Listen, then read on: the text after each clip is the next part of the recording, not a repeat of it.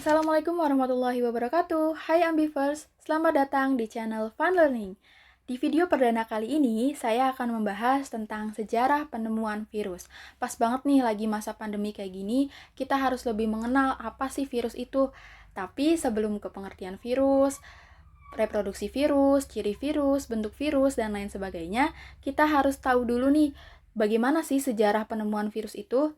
Tapi sebelumnya saya mau minta maaf dulu, karena penemu-penemu virus itu dari luar negeri semua, jadi mohon maaf kalau penyebutan namanya itu kurang tepat. Karena maklum lidah Indonesia ya. Oke, langsung aja. Saya akan ngejelasin secara singkat aja. Sejarah penemuan virus itu ada 4 penemu. Secara singkatnya sih 4 yang paling terkenal. Pertama itu ada Adolf Meyer pada tahun 1883, dia itu ilmuwan dari Jerman. Yang kedua ada Dmitri Ivanovsky pada tahun 1892, sekitar satu dasawarsa setelah Adolf Meyer. Itu Dmitri Ivanovsky, dia dari Rusia, sama ilmuwan dari Rusia. Lalu yang ketiga ada Martinus Beijerinck, itu dari Belanda, ahli botani ya, dari Belanda pada tahun 1897. Lalu yang terakhir ada Wendell Stanley pada tahun 1935. Dia itu berasal dari Amerika, ilmuwan Amerika. Kita akan bahas satu persatu, dimulai dari Adolf Meyer. Adolf Meyer ini dia yang meneliti penyebab penyakit mozaik pada tanaman tembakau, di mana di daun tembakaunya itu terdapat bercak-bercak putih gitu, sehingga disebut sebagai penyakit mozaik. Nah, penyakit mozaik ini menghambat pertumbuhan tanaman tembakau tersebut. Nah, akhirnya ia mencoba meneliti dengan cara mengekstraksi getah tanaman yang sakit ke tanaman sehat. Dipindahin tuh yang udah diekstraksi itu, dipindahin ke tanaman sehat. Ternyata tanaman sehat tersebut menjadi sakit. Nah, ia mencoba melihat penyebab penyakit mozaik tersebut, si getah tanaman tersebut, di mikroskop. Ia coba meneliti di mikroskop, tapi nggak kelihatan bentuknya, tidak terlihat ya. Tidak terlihat bentuk penyebab penyakit mozaik tersebut. Akhirnya ia berkesimpulan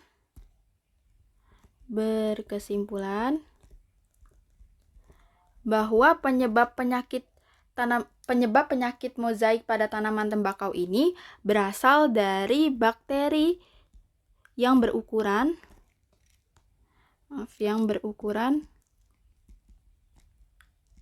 lebih kecil dari biasanya. Kan seharusnya kalau bakteri itu bisa ya dilihat dari mikroskop cahaya. Mikroskop cahaya itu mikroskop yang biasa ada di laboratorium sekolah, seperti itu. Harusnya bakteri itu bisa dilihat dari mikroskop cahaya. Tapi karena si Adolf Meyer ini nggak bisa ngelihat bentuk apa-apa di mikroskop tersebut, akhirnya ia berkesimpulan bahwa penyebab penyakit mozaik itu berasal dari bakteri yang ukurannya lebih kecil dari biasanya. Tuh. Lalu yang kedua ada Dmitri Ivanovsky dari Rusia pada tahun 1892. Ia melakukan percobaan dengan cara menyaring tanaman tembakau yang sakit ke sebuah saringan. Anggap aja ini saringan ya. Nah, saringan ini udah didesain khusus untuk menyaring bakteri. Ia mencoba menyaring getah tanaman tersebut. Lalu hasil yang sudah disaring ini, getah tanaman yang sudah disaring itu ditularkan ke tanaman yang sehat. Nah, tapi ternyata tanaman sehat itu menjadi sakit juga.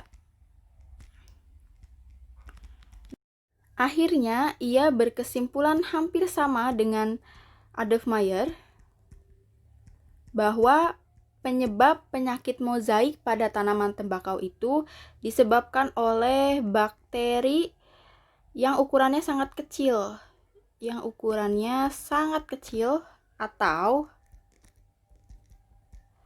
Atau berasal dari toksin. Toksin itu racun-racun ya, racun yang bisa melewati saringan.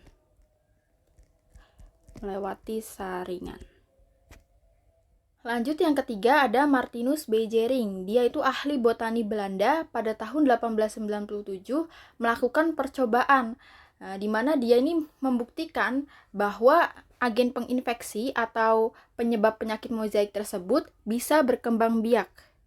Agen penginfeksi. Jadi yang menginfeksi tanaman tembakaunya itu penyebab penyakitnya bisa berkembang biak. Dia melakukan percobaannya dengan cara mengambil getah tanaman sakit, diambil getahnya, lalu dipindahkan ke tanaman sehat. Anggap aja tanaman pertama tanaman A ya, ini tanaman sehat. Nah, tanaman sehat ini menjadi sakit.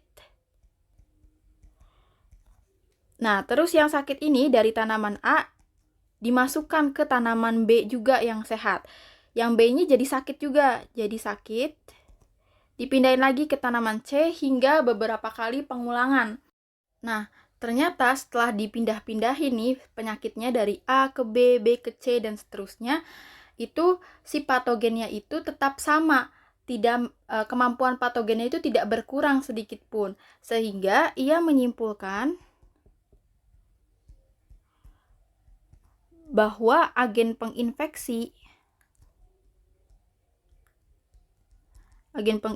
si penyakit mozaik ini adalah suatu partikel yang ukurannya sangat kecil. Ukurannya sangat kecil atau lebih kecil ya, jauh lebih kecil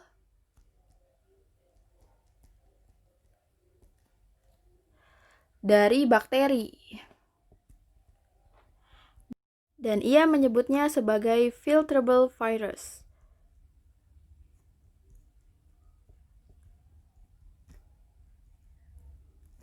Atau virus lolos saring. Virus yang nggak bisa disaring ya. Lalu yang terakhir ada Wendell Stanley. Dia merupakan ilmuwan Amerika di mana pada tahun 1935 penemuannya itu cukup menggemparkan karena dia bisa mengkristalkan agen penginfeksi si penyebab penyakit tanaman mozaik tersebut. Nah, makhluk hidup paling kecil aja, makhluk hidup paling sederhana ya, paling sederhana seperti bakteri misalnya. Bakteri itu kan uniseluler.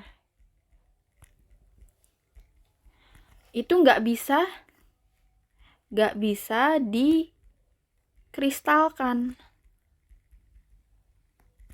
Tapi si Wendell Stanley ini bisa mengkristalkan agen penginfeksi tersebut.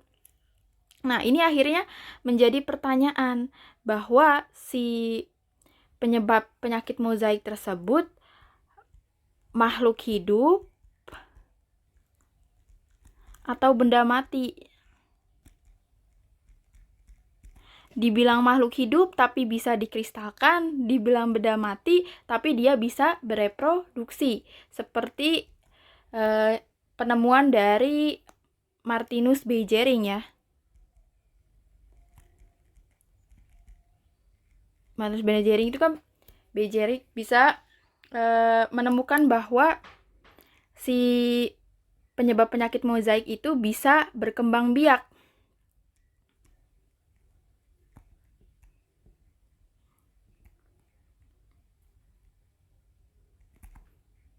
Nah, sementara penemuan dari Wendell Stanley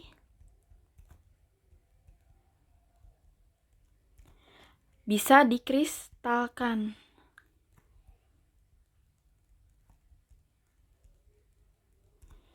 Nah, akhirnya penyebab penyakit mozaik tersebut dikenal dengan nama tobacco mosaic virus atau TMV yang menyerang tanaman tembakau.